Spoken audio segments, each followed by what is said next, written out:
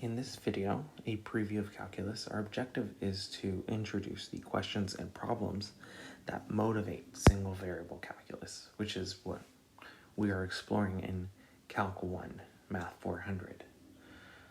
So there are two distinct problems that are of interest to the mathematicians who developed and started working with calculus. The first is what we know as the area problem. And just for clarification, this problem in particular goes back very, very, very far into antiquity. And the essential idea is this. So if you have some shape, right? Let me draw first a rectangle here, or I guess a square, right? So we have some shape, and we want to find out what is the area.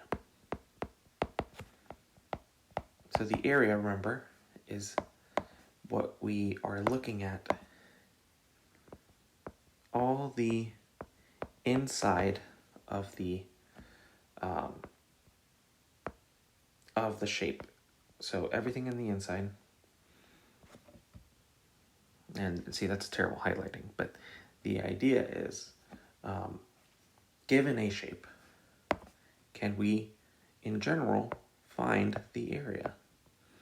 And so there's an assortment of formulas that go with certain shapes. For instance, for a square,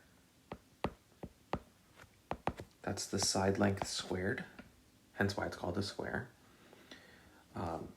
But depending on your shape, and depending on what kind of lines determine the sides, the formulas may get more and more complicated. What the ancient Greeks found was something called the Method of Exhaustion. So given a shape, in particular, this method comes from Eudoxus. Oh, that's not right.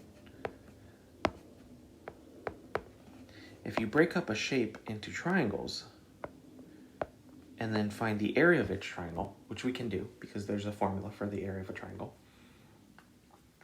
then we can do this for any polygon and we'll be able to figure out the area. So add those all up and now you know the area. But what do we do when we have something like a circular shape? How do you find the area? We know the answer now, but at the time, this was an open question, and it took some work to get there. A similar method was developed in the Three Kingdoms period. So this is ancient Greece that we're talking about here for the triangulation / method of exhaustion. In the Three Kingdoms period of ancient China, a similar method is attributed to Liu Hu.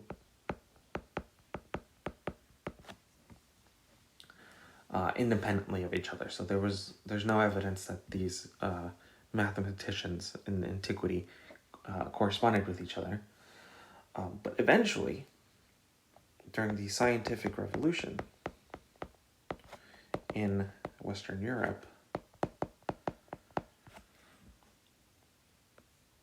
we start to see something called Quadrature Formulas emerge.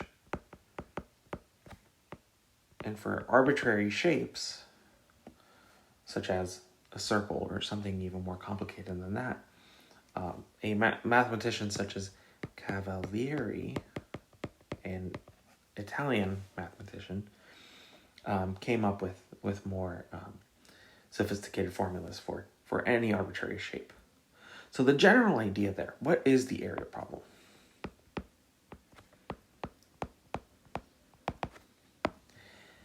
How do we find the area bounded above by a curve and below by the x-axis? So how do we find area bounded above by a arbitrary curve? So in other words, if we're looking at, oops, that's not what I want. On a coordinate grid,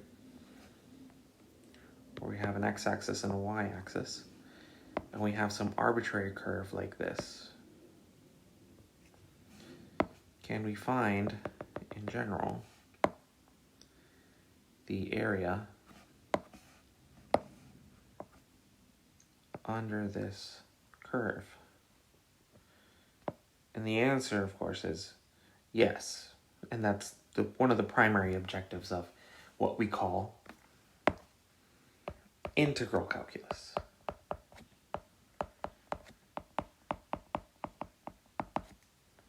So the area problem motivates this development of this branch of calculus that we call integral calculus, and that we're going to explore in Chapter 5. Okay. Now, we'll come back to that later. But there's another problem that's essential that we call the tangent problem. And this one is doesn't reach back as far in history. This actually comes much, much later. And it stems from work starting in the 17th century. Again, scientific revolution, Western Europe. And this is essentially where we normally start our exploration of calculus. And there are some essential and important names here that you're going to want to know. So we have Pierre Fermat, a French mathematician. We also have Wallace, English. Newton, yes, that Newton, the famous Newton, of the father of Newtonian physics. And English. And the fourth name that's important here is Leibniz. Leibniz being German. So, as the story goes, you may have heard the story about Newton. The myth says he was sitting under a tree and an apple falls on his head and he figures out gravity. But the actual truth is a little bit more complicated than that, actually more interesting. You see, Newton was interested in developing natural laws. What does this mean? Natural laws were rules that he believed would govern how things behave and how things move. So if you've heard of something called Newton's laws, this is his first, and successful for the most part, attempt at developing these natural laws that govern how things move. You may have heard them either in your physics classes or out of context as an object in motion tends to stay in motion, or every force has an equal and opposite reaction. But fundamentally, how he arrived at these laws was through the development of the branch of math that we call the differential calculus. So the general statement here of the tangent problem is, what is the equation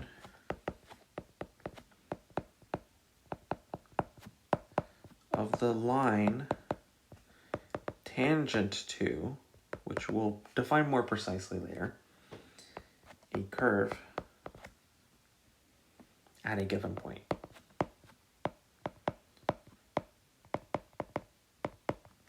And figuring out the answer to this question mathematically gave Newton the opportunity to ask and answer questions about the natural laws. So in this case, here's our curve, right? Curve. And here's our tangent line.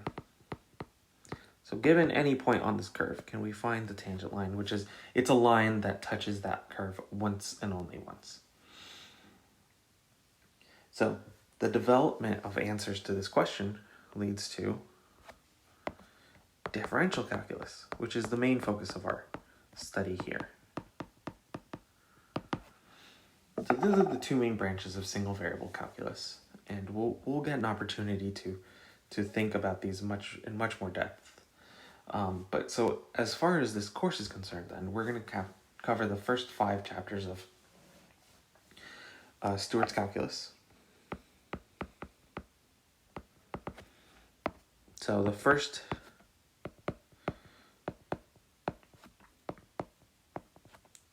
chapter is essentially review. The next 3 cover the differential calculus. And the last covers or introduces integral calculus.